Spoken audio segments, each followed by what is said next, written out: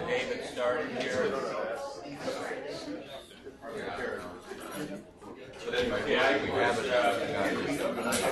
Anybody listening to me? Does anybody ever listen? This is like being at home when no one listens to me.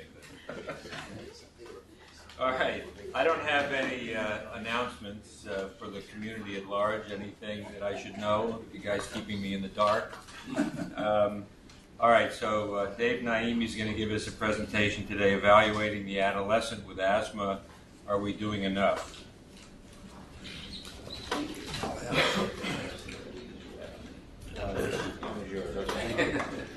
Let's try to steal my coffee.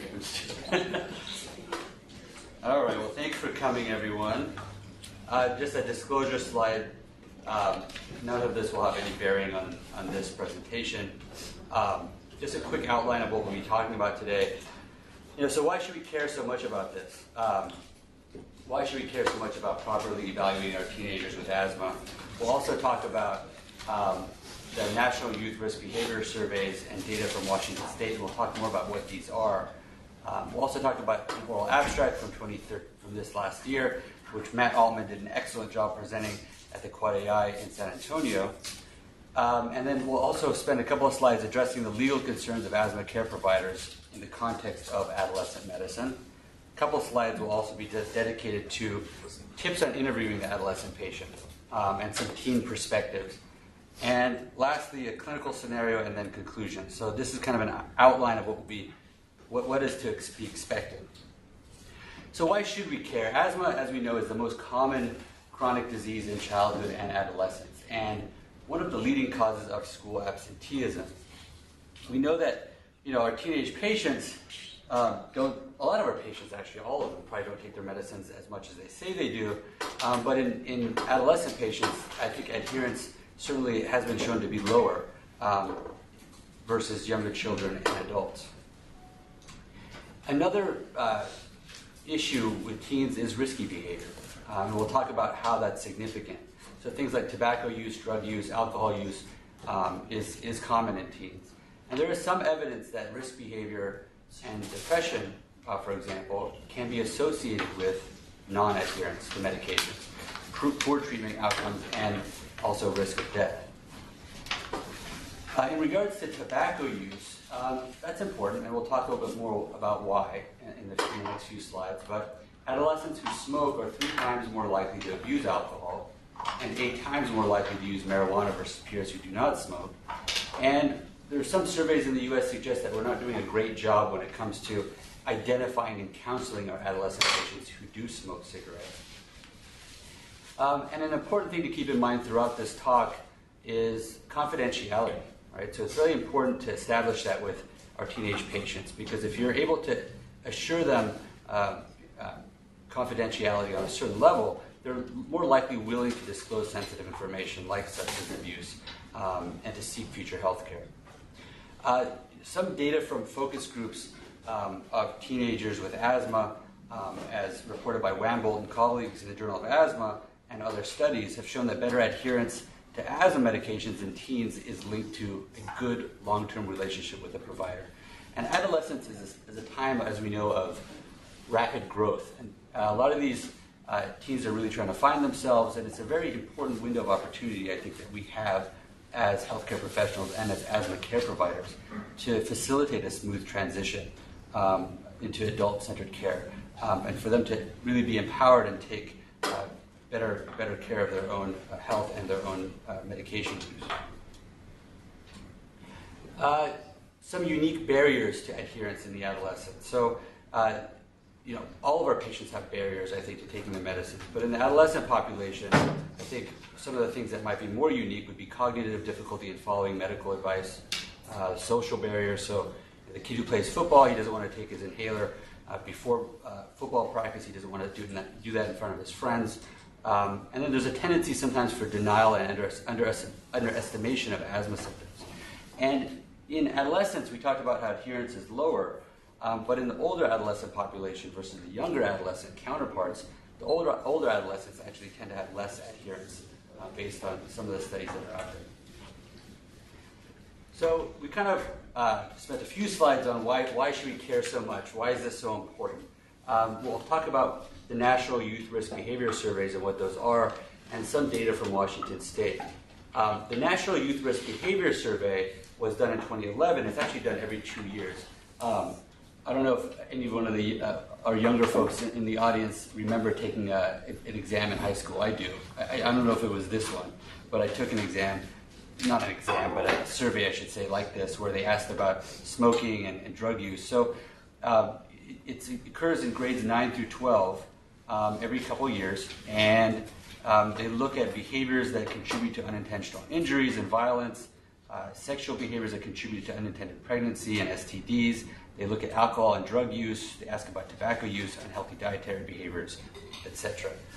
So it's an interesting data to look at, and some of this is available on the website.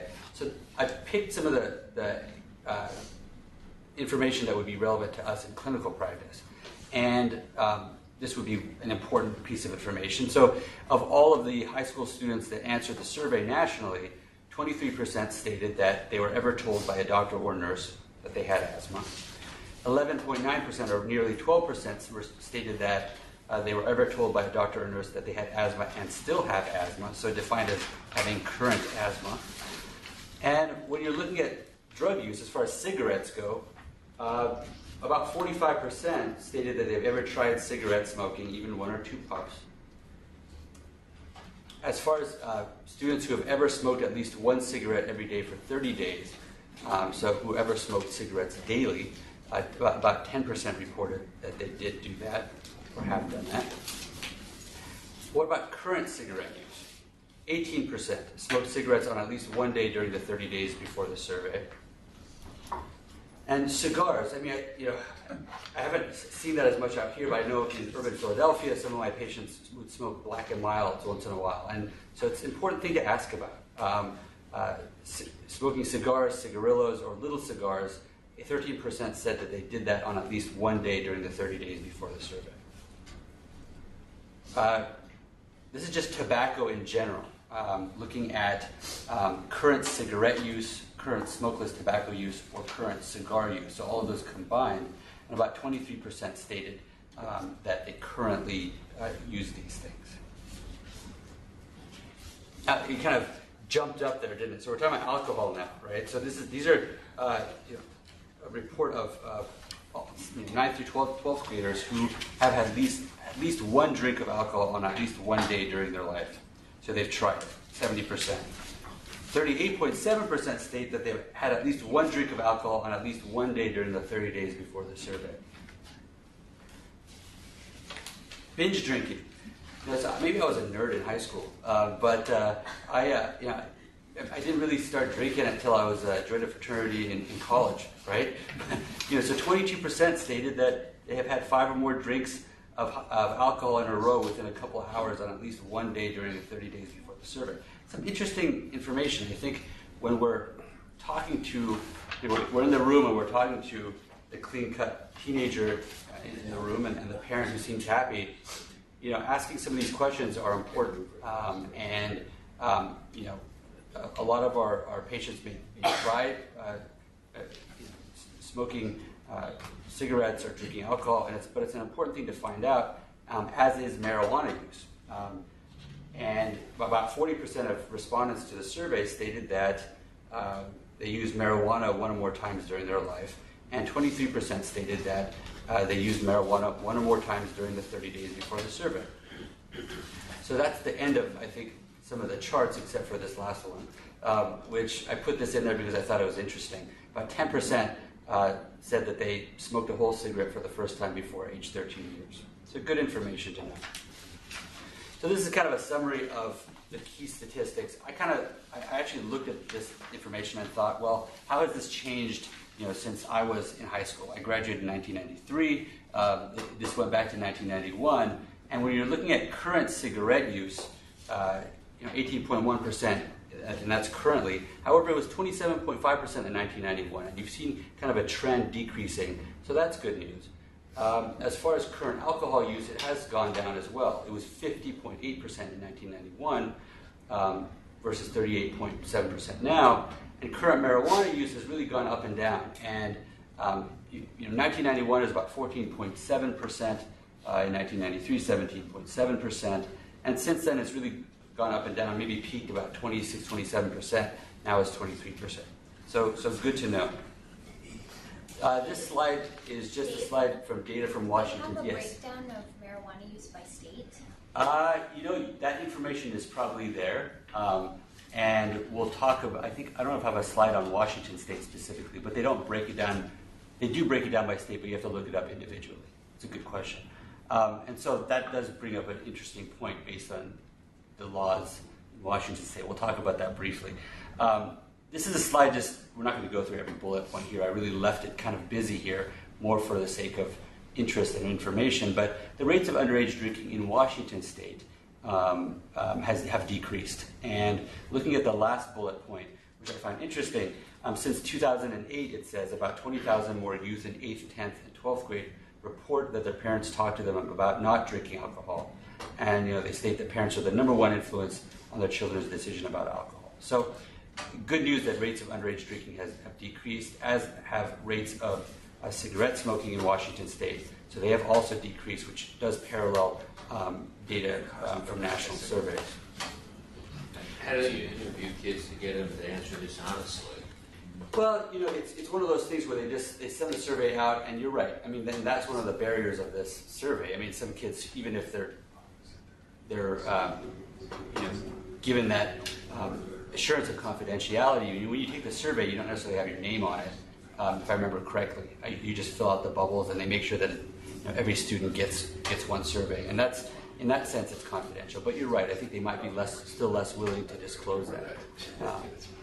David, did they ever try and confirm any of these numbers, like with urine cotinine levels or urine THC levels, to see if there's any correlation between what they report and what they actually measure? That's a great question. Not that I'm aware of. That'd be more a different level, a different layer of evaluation. But no, this was just based on surveys. But that's good information, or a good question. But that would be good information to know. So what's we know smoking is bad for asthma, right? If you want to smoke, if you have asthma, probably not a good thing. But it has been associated with other substance abuse based on data from 2008 from about 15 to 16,000 8th and 10th grade students in Washington State. And they found that substance abuse was substantially higher among those who smoked cigarettes as compared to non-smoking. So they looked at 8th and 10th grade students alone. They were more likely to, if they smoked, to drink alcohol, to use marijuana, and to use other drugs. So that's an important piece of information to know. And another interesting fact I thought was from the same data set in 2008, smoking was also associated with other health risk behaviors. So, if they drank soda 2 or more times per day, or at some point reported depression, maybe did not see a doctor or dentist in the past year, or reported having an emotional problem or learning disability. So knowing about smoking, which is, again, an important piece of information, might be a red flag for other things potentially in our teenage patients. What about marijuana? So, we talked about cigarette smoking has decreased since the 1990s. So has alcohol use.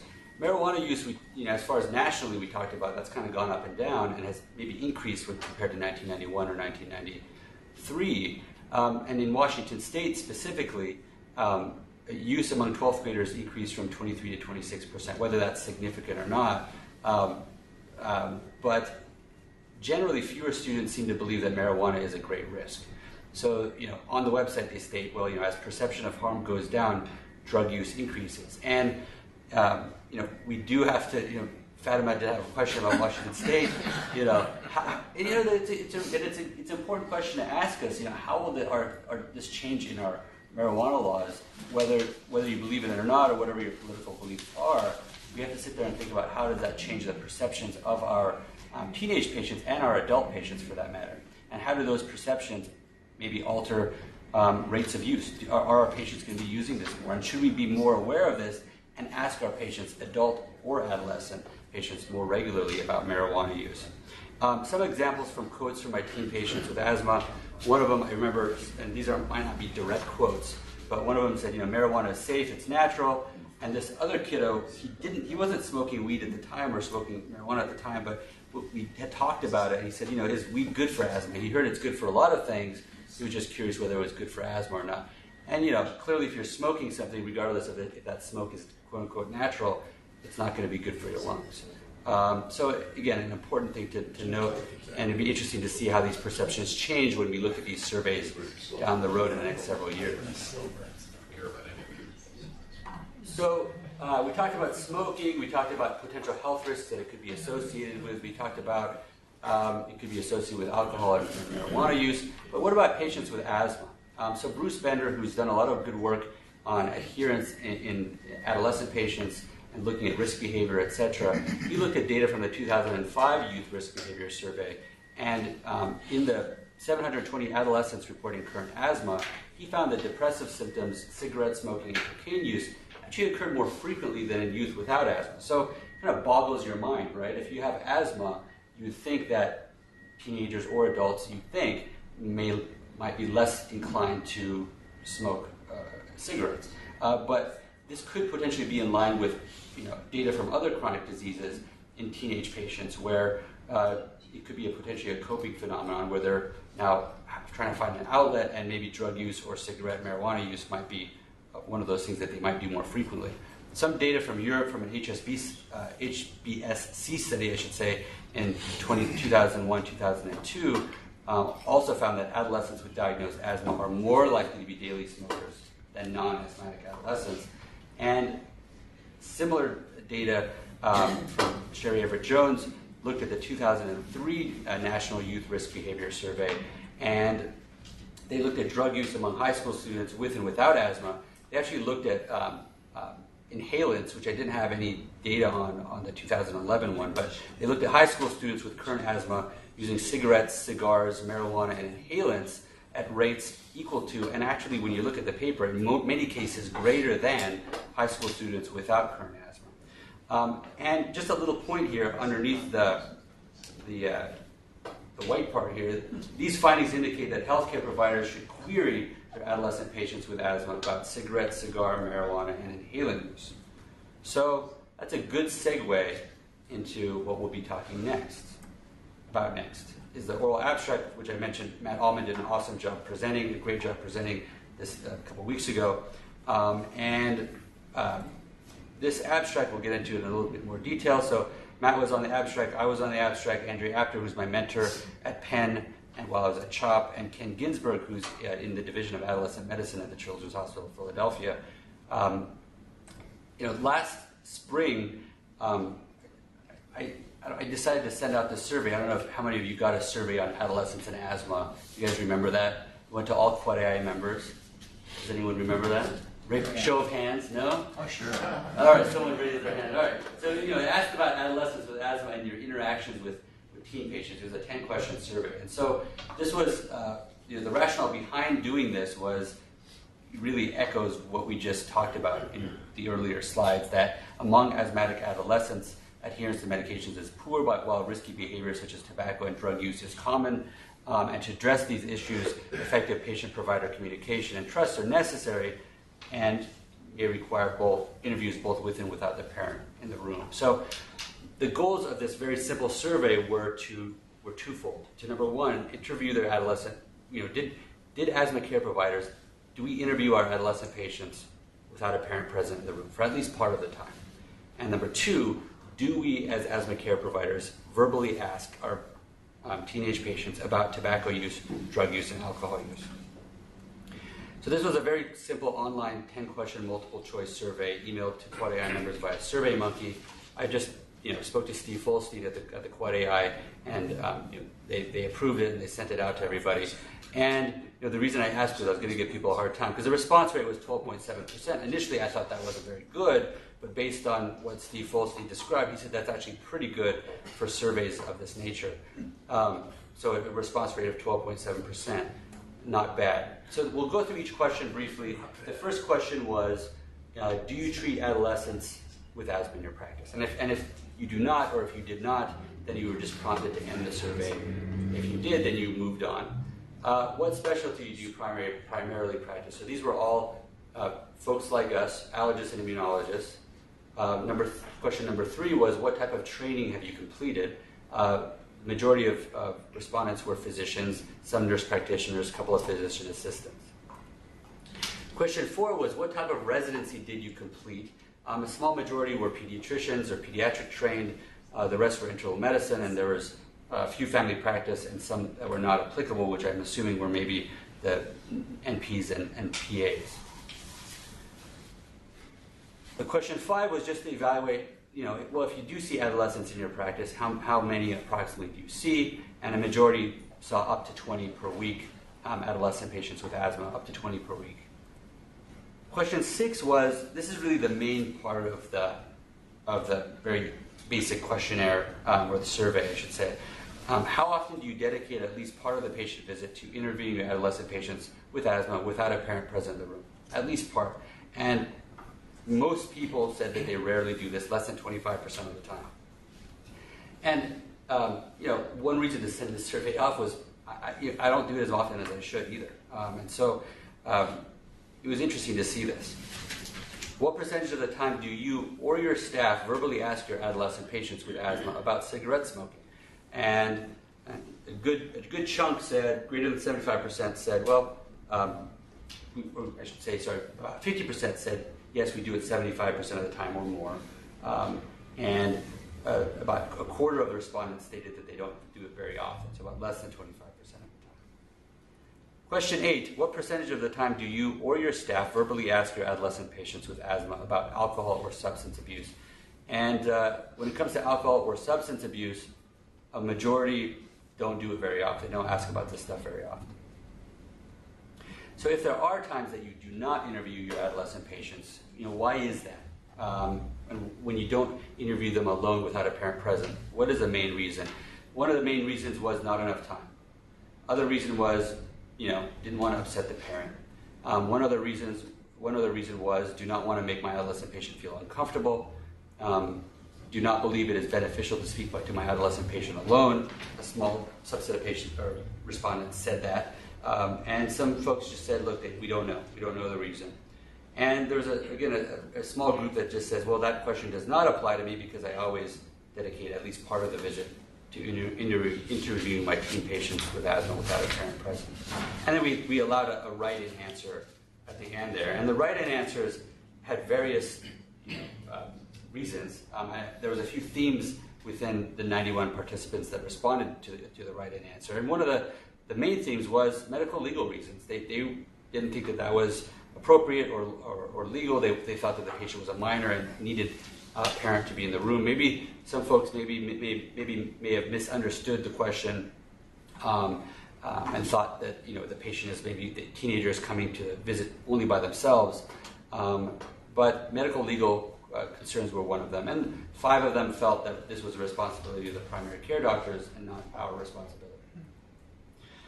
As far as reasons, question number 10 was, what are the reasons you choose to interview your adolescent patients with asthma without a parent present in the room? And there was about 4 options, and you could choose all that applied. And some great intentions here, to explore private issues, to make sure teens learn to take primary responsibility for their condition, to form a more trusting relationship, to prepare the teen for transition to adult care. And lastly, I do not interview my adolescent patients with asthma without a parent present in the room, and that was about half, about 45% of folks said that they just don't do that at all. So should we feel bad about ourselves about not doing this? Well, look, when you look at actually some data from primary care doctors and even pediatricians, it varies, and no one's perfect. And there was one study that showed about 68% of healthcare providers do this on a regular basis when they're generalists, when they're pediatricians or primary care practitioners, and in some cases down to 40-50%. So, I think it's something that's not clearly just on the shoulders of allergy and immunology. We're not the bad ones only not doing this. So I think it's universal in a lot of ways, and there's some data to say that in other, I'm not sure about other specialties, but I know with primary cares, it doesn't happen all the time. So conclusions from this was, interviewing adolescents in the absence of a parent caretaker isn't frequent, as we saw. And a lot of folks really didn't ask about substance abuse or alcohol abuse, although we often seem to ask verbally about tobacco use. But we always have to wonder, if we're asking our patients about tobacco use and mom's sitting right there, are we really getting accurate information? I would argue no. I think it's less likely that we're getting an accurate history.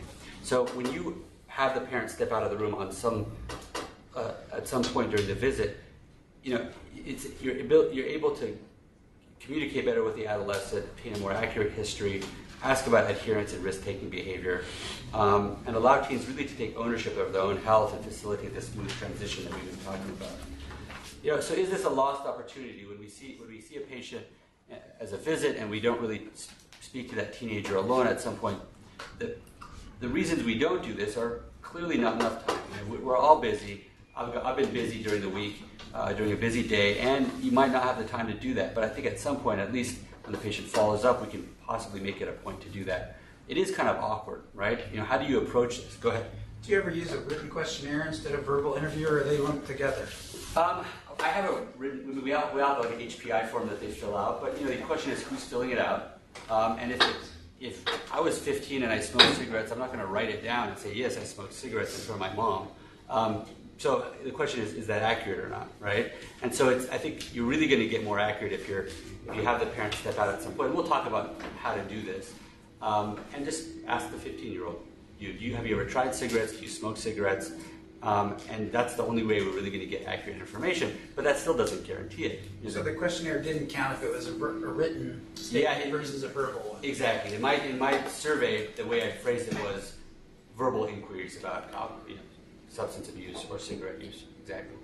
When you do this, I don't do this well at all, virtually never, to be honest.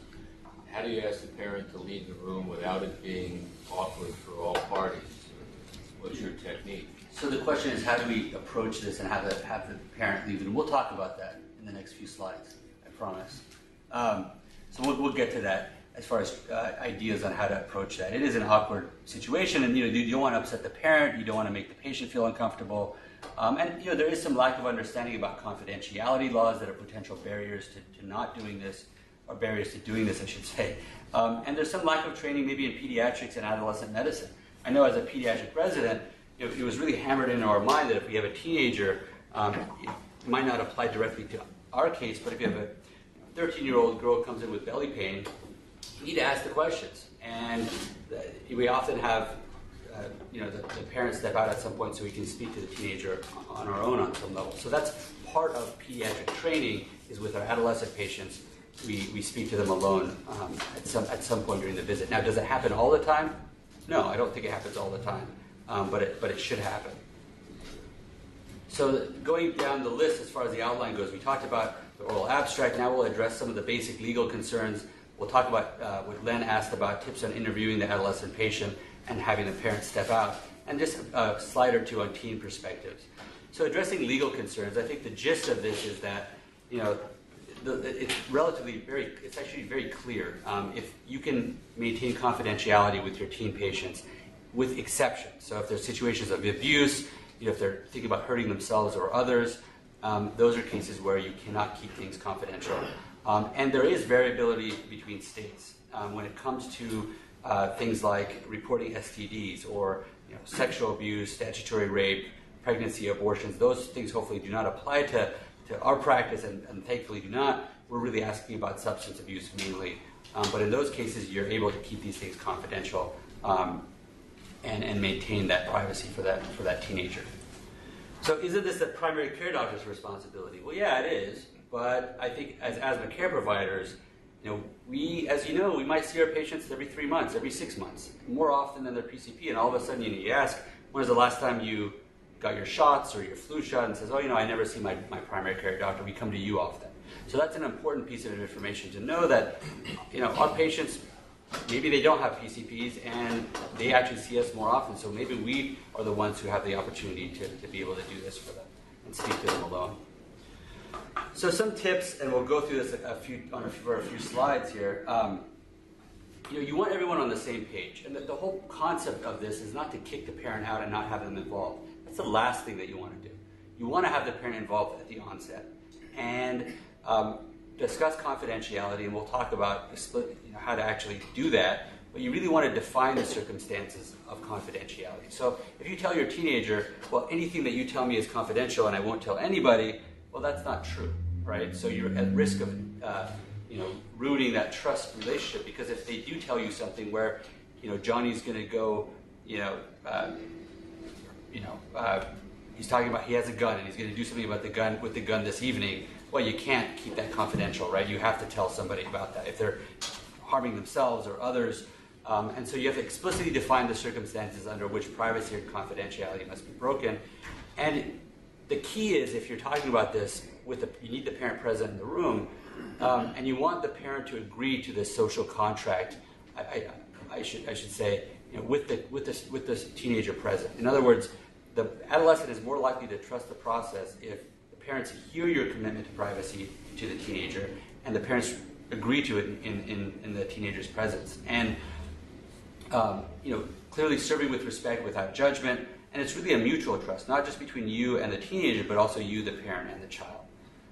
So you guys you do have this article, good. So this is a position paper of the Society for Adolescent Medicine. I think it's a good piece of information for everybody. And I just quoted one of the few sentences from it saying that experienced clinicians recognize that candid and complete information can be gathered only by speaking with the adolescent patient alone and by clarifying with whom the information will be shared. So just to kind of hammers home that we should be doing this more often, I think this paper is a helpful resource for any questions and legal concerns. As far as moving on with tips on interviewing the adolescent patient and patient provider characteristics, and this is really the perspective of teens. This is from focus groups from a study by Ken Ginsberg at CHOP, who these teens listed several and discussed several different characteristics that they would want their primary care doctor to have, or their doctors to have in general. And a lot of them were trustworthy and honest and caring and positive. Of course, those are important characteristics. But the last two bullet points are important in the sense that they want to be treated like adults. So if the healthcare provider treats me like an adult, and they're more likely to believe confidentiality, not just if you just say it, but if there's an element of honesty and respect in place. Okay, so confidentiality was critical to that relationship, but it was not something teens trusted unless other key ingredients such as honesty and respect were in place. So it's important to keep that in mind. I think some misunderstandings can occur where you have the parent in the room and the teenager, and you ask them, well, do you take your medicines? And the mom will smirk or snicker, and then the kid just doesn't answer or feels embarrassed, and you feel that sense of the parent seems to be nagging the teenager to take their medicines, and in some cases this isn't all bad, right? I mean, I think when you look again at some focus groups and one-on-one interviews with teens, teenagers do want support from their families as they learn how to manage their asthma. And although they find it annoying in some cases, in the study that I did at CHOP, was a pilot study, half of respondents or half of participants expressed annoyance when reminded by a parent to take their medications, but 8 also interpreted the reminder as a sign of attention and caring. So one of the participants said, my mom reminding me gets annoying, but it helps because I don't forget. And he seemed amenable to that situation. All right, so going back, we'll talk about a clinical scenario and specific ways of how to approach this situation. So this clinical scenario is a patient who's 16. His name is AG with asthma. He's got seasonal allergies, mild eczema, and he's here as a new patient visit with his mom. He's been having gradually increased asthma symptoms for about a year now, and further history reveals that he's really pulling out the albuterol often. So he's using it 2 or 3 times a day. He's had about 2 or 3 oral steroid courses in the past 12 months, and he nods yes when you ask him whether he takes his medications regularly. He didn't play soccer this year because of his asthma. Past medical history, he's had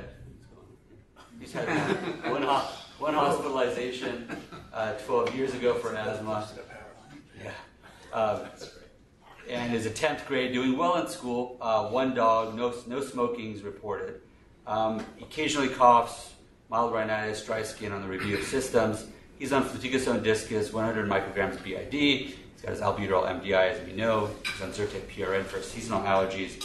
and has 1% hydrocortisone for his eczema. And on physical exam, otherwise relatively normal except for some moderate permanent edema and mild eczematous patches in his flexural areas. And you do skin testing, and he's positive to dust mites, dog, and grass. And you say, well, we did the skin testing, I'm going to see you back in a couple of months, here's the plan, your asthma is not well controlled, let's increase your fluticasone to 250 BID. You talk to the patient and the mom about adherence, that it's important to take medicines regularly. You talk about the discus, because sometimes the technique can be a little off with that, so you review the technique with that. You have your staff do that, and you added singular as well daily, because he is atopic, and you think that might be helpful. He's got mild seasonal and perennial allergic rhinitis. Although it's not that bad, you decide to add fluticasone nasal spray. Treating the upper airway might be able to help the lower airways, and the addition of montelukast might be helpful. And with his atopic derm, you really don't do much because he's doing relatively well. So was this the wrong thing to do? Not necessarily. I mean, it might be a practical, in the real world approach of approaching this patient. You got 10 or 15 minutes, fine, as long as you're seeing him back in 1 or 2 months. And the question is, what could we have done better, right?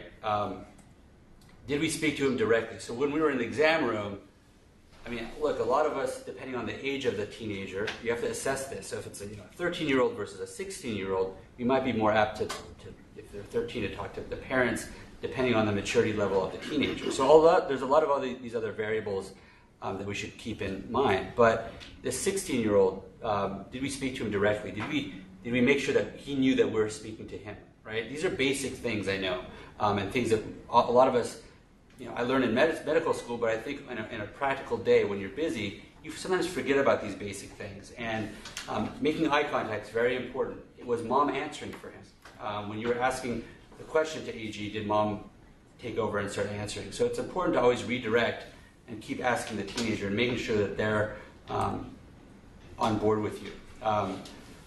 As far as adherence, you asked, are you taking your medicines? And he nodded yes. And we may each have our, and we could talk about it, we'll probably have time for discussion. We may each have our own ways of assessing adherence. Of course, it's still self-reports, or it might not be the most accurate. But, if you ask it in this way, it's difficult to take medicines twice a day, every day, because it is. How many times a week do you forget to take your discus? Which would be the orange discus you describe it to. What about weekends? Do they forget on weekends? And I've found, at least in the study that I did, that when you ask it that way, they're a little bit more upfront with and clear about how many times do they actually forget. Did we need to increase his fluticasone discus strength? Was this a bad thing? It might not have been, because maybe we just assumed, look, he's an older teenager, adherence to inhaled steroids is relatively low, probably lower for him. We'll assume that it's less than 50%. We'll just bump up his fluticasone and go from there. Did we add too many medications? From a medical standpoint, it makes sense. But if you're the one taking the medicine and you're a teenager and you have all these other things going on in your life, is that just going to potentially worsen the problem? Is he really going to take these medicines? How does he feel about having singular and a nose spray on board? It's just important to ask these things at some point, at least on if not the first visit, then the second visit. Is it better to keep these things simple, once a day versus BID medication? I think most people seem to find it much easier to take medicine at least once a day at some point during the day. And they often ask, does it have to be in the morning or the night? And I tell them, look, if it's a once a day, if it's a inhaled corticosteroid, in my personal opinion, in my practice, I say, if you can do it once a day, anytime that you remember, that's good for me. Because if they forget to take it in the morning, they assume that, well, I can't take it today then because I missed the morning and that's it. So they come home from school and they don't take their medicine. So once a day dosing might be a better option for some patients. And then lastly, did we get an accurate history about tobacco or marijuana use? I would argue strongly that no, we did not get a good accurate history here. So how could we approach this, speaking to the AG without a parent present? And look, taking a step back, if this was a patient who had mild asthma and was very well controlled and doing well, would we have to really do this? And practically, I think I would be less. I think it's good practice, but I would probably be less inclined to. But you have a kid now who's not doing well over the past year. He's using his albuterol frequently, and it's nice to know exactly why. So we talked about how to approach this in the 16-year-old patient. It's good for the parent to be present at the onset. Okay, so they understand the social contract you'll be creating, and you want the parent to agree to this social contract in their child's presence, and the child is more likely to be transparent with you when asking them questions. So sometimes what I've done is, after we've talked for a while and I get a sense of kind of the parent relationship with the teen, and a lot of parents, especially in older adolescents, you guys can let me know what your thoughts are, but they're very happy about getting out of the room. They want their teenager to start taking a little bit more responsibility for the medications, for answering the questions, and they're often also in older adolescents, I would say, probably used to this, hopefully, through their primary care doctor, that they know the routine, right? And they'll really appreciate the fact that you're going to be spending a few minutes with their teenager to really ask them questions that maybe they don't want to talk to their parent about. So there are situations where it might be awkward, where the parent might not be on board with it, and you can just assess those situations. But while I'm examining the patient, and I always try to speak to the teen after the exam, particularly from a practical standpoint, if you're a male clinician and you have a 15-year-old teenager, I think it's important to examine them with the parent present in the room, and if you're going to speak to them alone, a few minutes after that is fine. So during or after the exam, I say, well, you're getting older. It's a good thing to start to learn how to manage your meds on your own and answer questions independently. And I say, in my practice, I encourage all my adolescent patients to speak to me alone at some point. So we can talk about a bunch of things like your medicines, how you feel about your medicines, how you feel about your asthma even. We can talk about things like smoking or drugs, and then any other questions you have. And I'll say, with the parent present, I'll look at the parent. I might not say it just like this. This is just more of a potential guideline. I said, you and your mom and dad should know that what you tell me will be kept private, and this means that what we talk about is just between you and me. Other people, including your parents, won't find out about it unless you want them to know. An exception to this, and you have to be very clear about this, would be if you're in danger of hurting yourself or others, or in cases of abuse. And you can say, the word private I put in capital letters here, because if you use the word confidential, some teenagers might not really know essentially what that means. So you really have to be explicit with what that means, and that confidentiality is not universal. There are exceptions to the rule.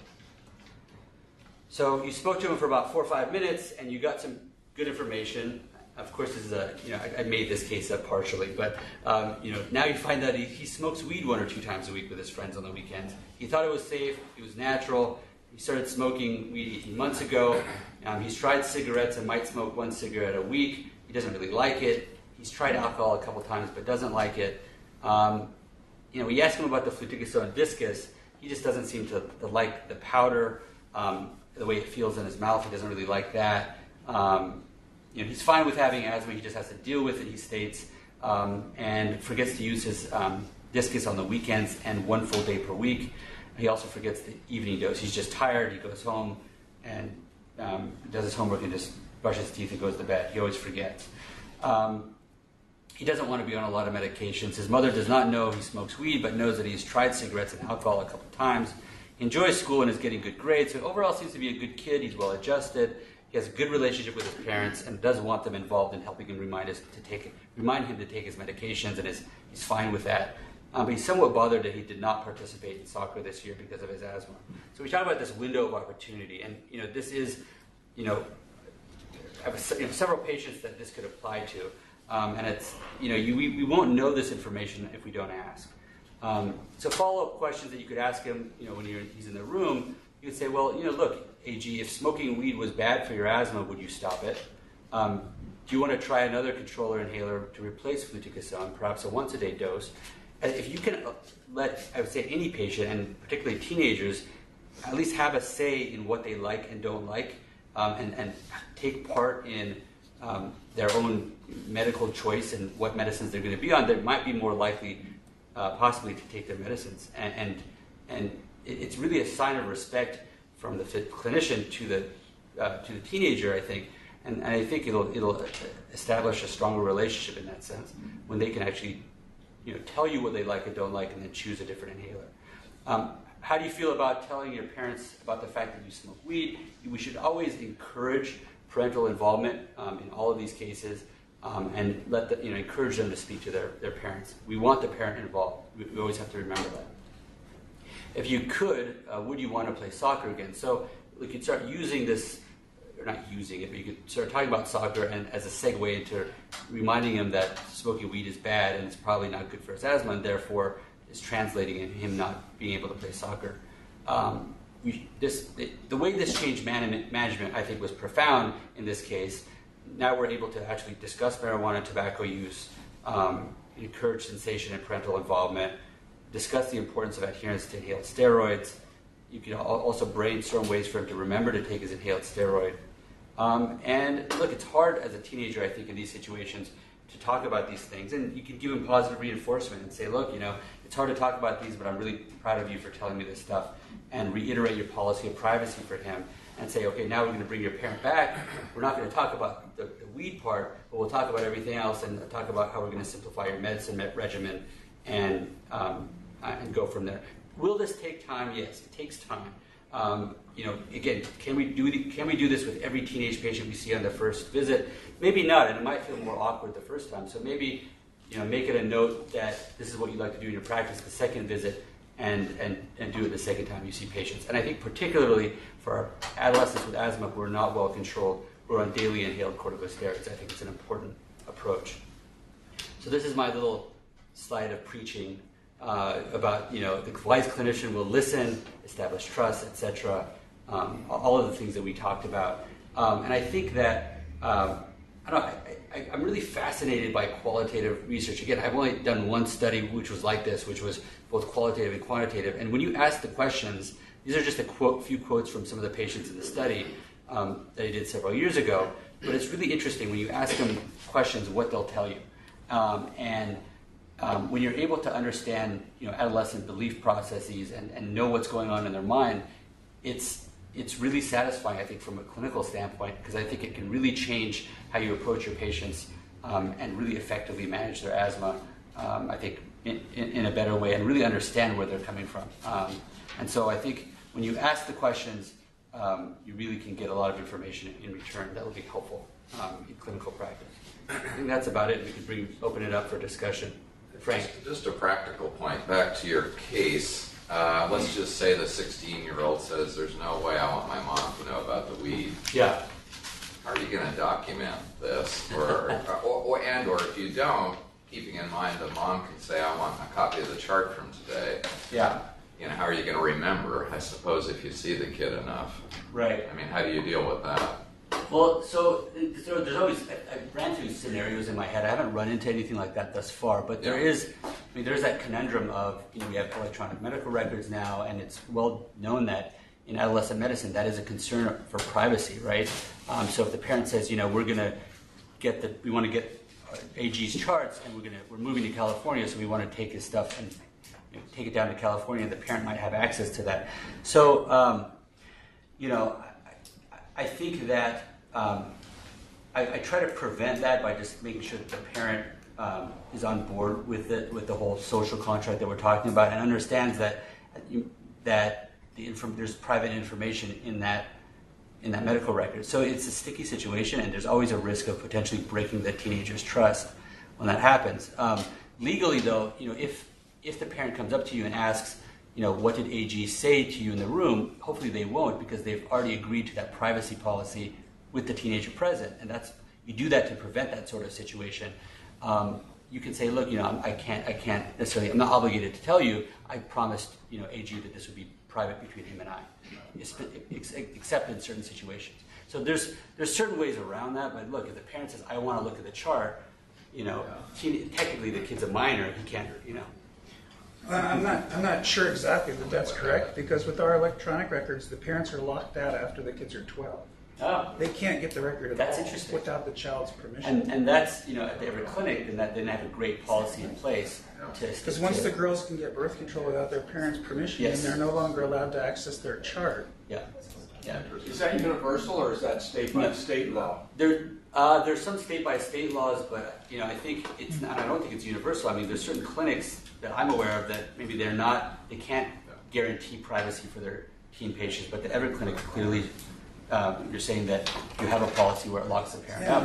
If the parent wants a chart, then they pay $1 a page for the whole chart, and we won't give them their teen's chart anyway. So You won't give the parent the teen not chart. not without written permission from the teen. So good. I don't know whether that's because we're under tighter scrutiny from nationally because of our recent forays into politics, but we're not allowed to give the parents the kid's chart at all. I mean, and that's good ethical practice, I think, for confidentiality for our teens. And the question is, in smaller practices, in our practice, for example, do we, we should be really training our staff and our front office staff that about, privacy rights of adolescents and make sure that those things are in place in the private practice setting that you're working in. Yes. I used to use a generic comment in my note just saying discuss drug and alcohol use without specifying what the answer was. Yeah. And I know at least I talked about it. You can say that, discuss drug and alcohol use, and not specifically saying that's a good idea, actually. Instead of saying he specifically smokes marijuana this many times a week. Yes. That's a good way to decode it. Yeah. Yes. So there's EMRs that have a private section where you can document, but when it prints out and you send it off to whoever requests it, there's nothing that shows up. It usually pertains to psychiatric illnesses, but I'm wondering if you could apply this to Well, it'd be interesting to ask children teenagers for how drugs. they deal with it. Yeah, it would be interesting. It's usually has they have to go through the medical records office, so then the providers have a chance to redact things before they get sent out. So if there is confidential information in the chart that can actually be removed before it's sent to the parents. So the confidential information is removed before it's is that manually removed or is it? It has to be manually removed right now. So you really have to go through each visit.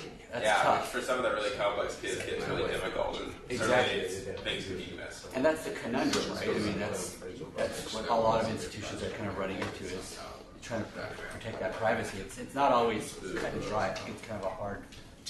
What happens if you get more information you want? So, example, they say, mean, well, I'm the using can of worms. OxyContin and LSD or something like that. Hey, man. Do you have any moral responsibility to tell their parents if they're minors, or it's that adage there of a danger to themselves or others? I still think it's danger to themselves or others. If they're saying they're going to overdose on the stuff, then that's. But otherwise, it's confidential. Otherwise, it's confidential. But I would encourage them to, and I'd probably call the primary care doctor and call them immediately and say, hey, look, I'm worried about this kid. Can you see him in the next few days? Right? But if you never asked, you would have never known. And it might, OxyContin and LSD might not be directly related to asthma in our clinical practice, but it's an important piece of information to know. Yeah. So, Dave, I think compliance in any asthma patient, if you give them fluticasone discus, they have no positive response except it tastes bad and they don't like the product. If you give them one of the two that have formoterol combination medicine, they'll feel an effect, and I think you get more of a reinforcement to use that medicine more often. And that's why I think they should make albuterol combined with fluticasone, because every time they use the albuterol, they'll at least get a little steroid. Yeah, I mean, it makes some sense there. I mean, when you look at your data from Europe, right, where you're puffing away at it several times a day. Right. That's a good point. And that said, you're right. I mean, when teens will use their inhaled steroid, like some adults will say, well, it didn't help. And again, part of our job too is to, if they don't necessarily need that long-acting beta agonist, we need to educate them that look, this medicine will take a day or two, but it does take some maturity, I think, to realize that that's the case. Any other questions? It's a very simple survey, right? And you kind of go back to the basics. That's really what it's all about. And hopefully that'll help us when we go see our patients this afternoon. We'll keep it in the back of our minds. Are there any things we should know about the laws in this state? A lot of people said they don't do these interviews because they're fearful of laws, confidentiality thing. No, I mean, from a confidentiality standpoint in Washington State, from what I looked up, you have, and you should do it. I mean, you have every right as a clinician to speak to your teenage patients alone for a few minutes. Now, look, you assess from a legal standpoint, we're fine, we're safe, except with the exceptions that we talked about, abuse, harming yourselves or others. So from a legal standpoint, to answer your question, there is nothing else that we should know about in regards to our clinical practice. We don't deal with STDs, abortions, pregnancy, etc. Those laws, and Cameron, are you one of the residents from Children's? Yeah. You probably, what's your name again? I'm Mike. Mike, I'm Dave. So, thanks for coming. But do you know, is there any specific laws pertaining to? The last time I reviewed this a couple of months ago, Washington State gives adolescents the right to pretty much make all of the major medical decisions without informing their parents. So they can get STD treatment, they can get pregnancy treatment, they can get birth control, and you don't have to inform What their parents. age? I believe it's slightly different for each thing. Certainly anyone over 16 can do it for all of them. I believe that the pregnancy and STD treatment kicks in at 13. But Paul, you were saying too that any child over 12, that really locks the parent out. Right, and that's I'm not sure that's policy for the state, but it's our clinic policy. Got it. And in comments to Fatima's comment, our psychiatric notes never print with a chart. You have to get a special request for any psych notes. Yeah, And then my last question to you is, if you're a male physician interviewing a 13-year-old female, do you have to have someone else in the room with you? If you're interviewing them, I think technically you don't have to. It might be good clinical practice to maybe have a chaperone in there, depending on how you feel. I mean, look, there's some younger kids that, and their parents, when you're 13, you might not want to have that separation there, and you might need to get to know the teen and the parent a little bit first before you start doing that. But legally, I don't think you have to have a chaperone in there, but it wouldn't hurt to have one. And what would your thought be if you have another person there, you're trying to build a rapport, and you have a nurse standing there with you? Right. Does that negate the whole? Yeah, I mean, it could negate it, because if that nurse doesn't know the patient, then it's just like this random person in the room, and then it makes it even more awkward, where the teenager is less willing to disclose that information. But from a legal standpoint that I'm aware of, when you're talking about substance abuse and that sort of thing, it's absolutely legal to talk to a 13-year-old, even a female, on your own. And I would preferably do that personally after exam and all those other things. When you want the parent present in the room for that, in those cases particularly. Anything else? All right. Thank you, Dave.